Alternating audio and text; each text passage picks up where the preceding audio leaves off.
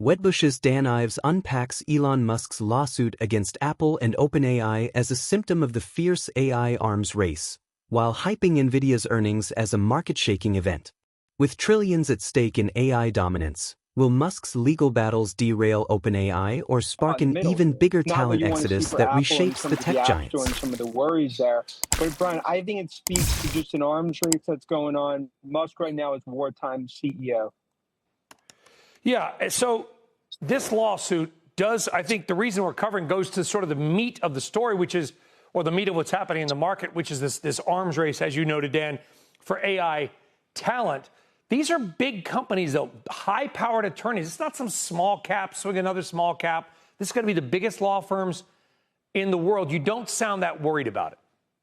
Look, I'm not worried, but I think it speaks like this is going to get nastier. Because you look at the success Altman, OpenAI have had. You look at everything that's happened, of course, Godfather of AI, Jensen, Nvidia.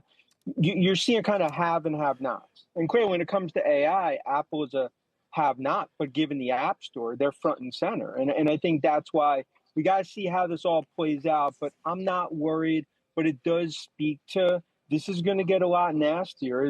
We're talking trillions of dollars on the table. Yeah, by the way, we just got a statement from OpenAI. It's very short. This latest filing is consistent with Mr. Musk's ongoing pattern of harassment. That, Dan, coming from OpenAI. We do not have a statement yet from Apple. This fight between OpenAI boss Sam Altman and Elon Musk, I mean, it's ugly. Oh, and it's going to get uglier because to some extent, Altman, OpenAI, they're the golden child, and they're clearly ahead when it comes to AI arms race. Musk, obviously with XAI, I believe going to be one of the biggest AI plays out there. But they're looking at the competitive environment, and I think they're recognizing they're going to use every tool, technology, legal, and as well as from a communication perspective, because it comes down to developers are the lifeline. All right, let's talk about actually why we invited you on this show today, Dan. But we know you can roll with anything, so thank you. Nvidia earnings, okay? The earnings are going to be big. The guidance, I think, is going to be bigger than the earnings, what they say about China. But what is Dan Ives focused on from Nvidia Wednesday? I'm focused on demand and supply right now being 10-1.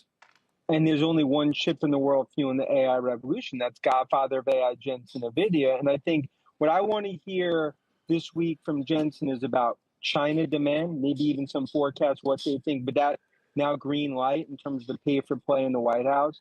But really importantly, when you look at Blackwell and you look at, as this now expands around the globe with Middle East, it's really trying to get some ballpark around just how big this opportunity. I think Street's still underestimating numbers by anywhere from 20 to 30% next year. Wow.